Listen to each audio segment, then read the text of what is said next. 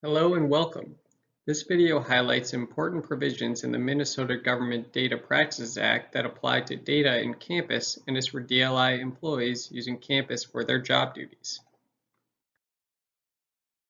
The Data Practices Act requires government agencies, including DLI, to protect the rights of data subjects and provide appropriate access to government data. Campus will house data on workers' compensation claims, DLI investigations, and data shared from other agencies. DLI employees cannot release information to someone who is not authorized to get that information. Because campus may provide you with more or different data than you had access to before, it is important to consider how the Data Practices Act applies to the new information. Before you provide any information that is in campus, you need to know what the data classification is, if the data is not public, if the requester is authorized to obtain the data, and whether the data is subject to any other laws or agreements that prohibit sharing or releasing the data.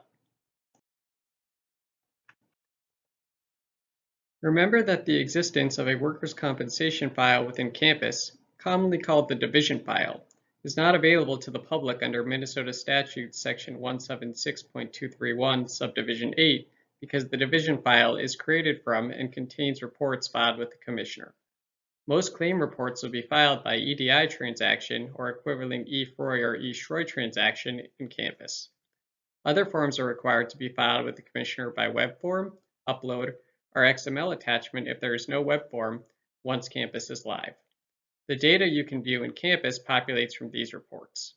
Reports and other documents in the division file in campus, including those reports listed here, are private data on individuals and non-public data, except the reports may be used in hearings for the purpose of state investigations and statistics, and in other limited situations described in Minnesota Statutes Section 176.231, Subdivisions 9, 9A, 9B, and 9C. Minnesota Statute Section 176.231, Subdivisions 9 and 9A describe who has access to the division file in campus or information stored in the division file without authorization from the injured employee, the employer, the insurer, or a dependent. Some person and entities only have access for specific purposes. For example, the SCF has access to a division file to audit assessments and to provide, pay, or reimburse workers' compensation benefits on a claim.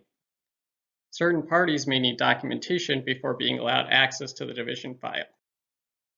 For example, an attorney must have filed an authorization from a primary party, a notice of representation, a retainer agreement, or a pleading indicating current representation of a party in order to access the file in campus. An intervener must file a motion to intervene and then would be allowed access to documents that are filed in connection with the dispute in which the person has filed the motion. Similarly, an assigned QRC would have access to the documents filed in connection with the employer's vocational rehabilitation or a related dispute. Certain documents filed electronically in campus must be served on or sent to an injured worker or other parties to a workers' compensation claim, case, or dispute as required by law. Vocational rehabilitation providers will be able to electronically create, file, and view documents in campus related to an employee's vocational rehabilitation or a dispute related to rehabilitation. Data collected or maintained by DLI pertaining to individuals applying for or receiving rehabilitation services is private data on individuals.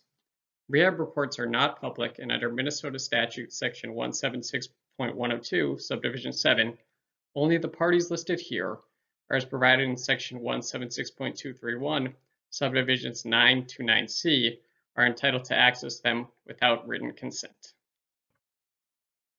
While the QRCs will be using campus to file rehabilitation reports with DLI, they will also be using campus to manage registrations and renewals to stay in compliance with Minnesota laws and stay up to date with required certification and education programs. Minnesota Statute Section 13.41 governs licensing data. The names and designated addresses of licensees are public unless it involves an investigation of a complaint against the licensee involving a violation of statutes or rules. If you have questions about QRC licensee data, contact the Office of General Counsel. Campus will utilize data shared from other agencies.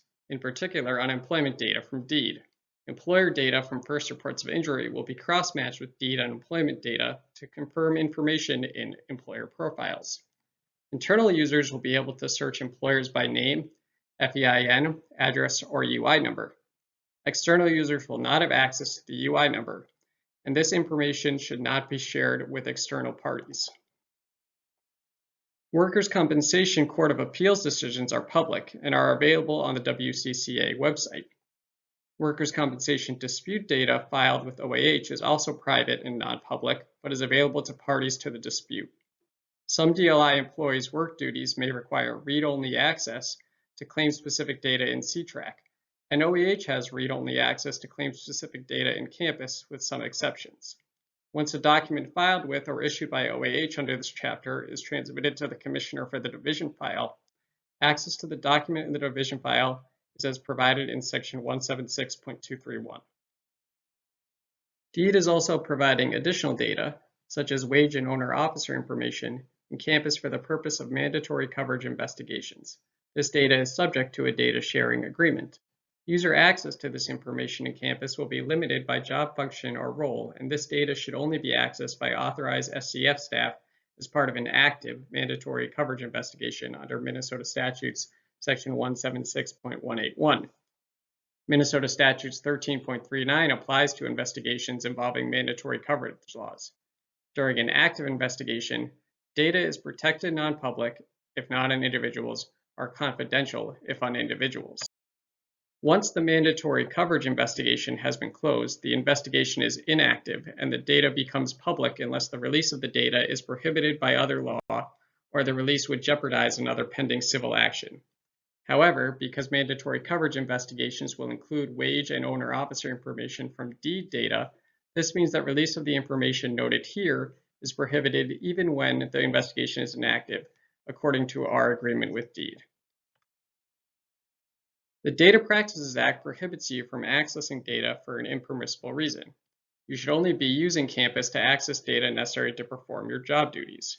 If you access data you don't need for your job, such as looking up a prior employer in Campus because you are curious, that is a violation of the Data Practices Act. It is a violation even if you are not acting maliciously or doing so for personal gain. DLI policy requires employees to report any potential breaches of data security or violations of the Data Practices Act to their supervisor. OGC has recently updated workers' compensation Tennyson warnings. While the new Tennyson warnings indicate that data may be shared with other units in DLI, you should still check with your supervisor before sharing any data with another DLI unit. DLI-approved data practices policies, data inventories, and record retention schedules are available on the intranet at the links shown here. Thank you for your attention to this video. If you have any questions about campus-related data practices issues, please contact your unit data coordinator or the Office of General Counsel.